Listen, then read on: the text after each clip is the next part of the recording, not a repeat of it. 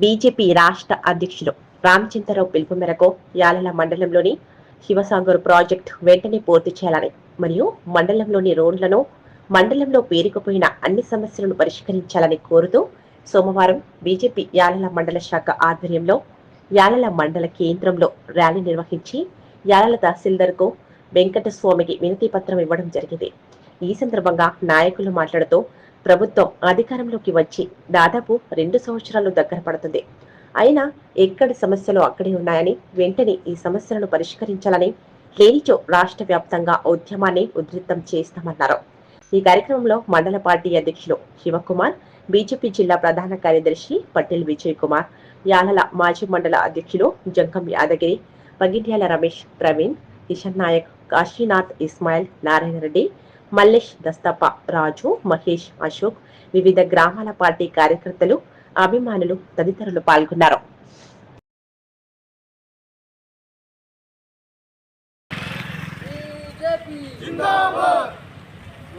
పరిష్కరించాలి పరిష్కరించాలి భారత్ మాతా కీ భారత్ మాతా కీ సమస్యలను వెంటనే పరిష్కరించాలి. మండల సమస్యలను వెంటనే పరిష్కరించాలి పరిష్కరించాలి పరిష్కరించాలి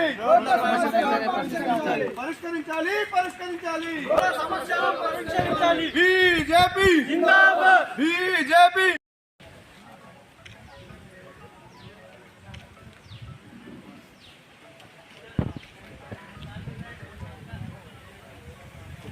సమస్యల కోసము ఎంఆర్ఓ గారికి రిప్రజెంటేషన్ ఇవ్వడం జరిగింది. యాలల మండలంలో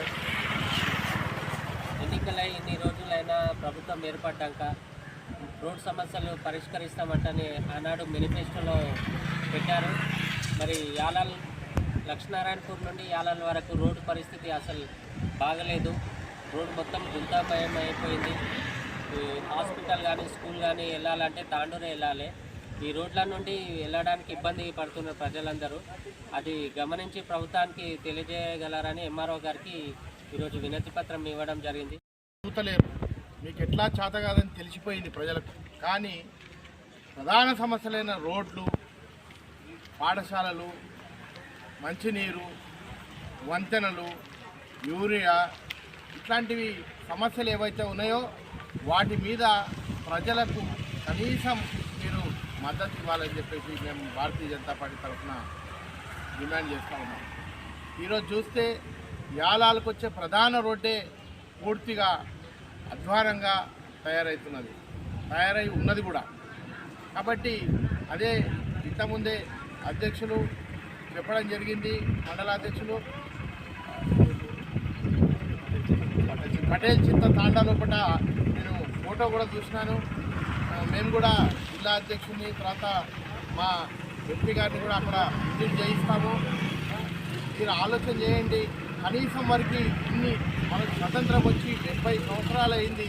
కనీసం వంతెన లేకుండా అంటే నీరు దాటే పరిస్థితి లేదంటే ఒకవేళ ప్రాణాపాయ పరిస్థితిలో ఉంటే ఆ మనిషి చనిపోవడమే కానీ వారికి వైద్యం అందదు. కాబట్టి మీరు ఒక్కసారి ఆలోచన చేయండి.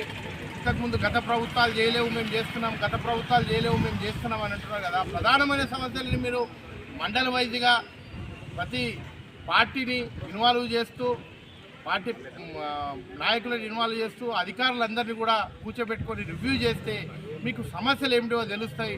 మీరు ఎంతసేపు మీ పార్టీ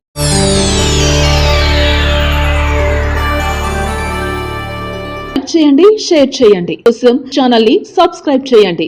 అలాగే ఇక్కడ ఉండే ఈ గంట సింబల్ ని క్లిక్ చేయండి.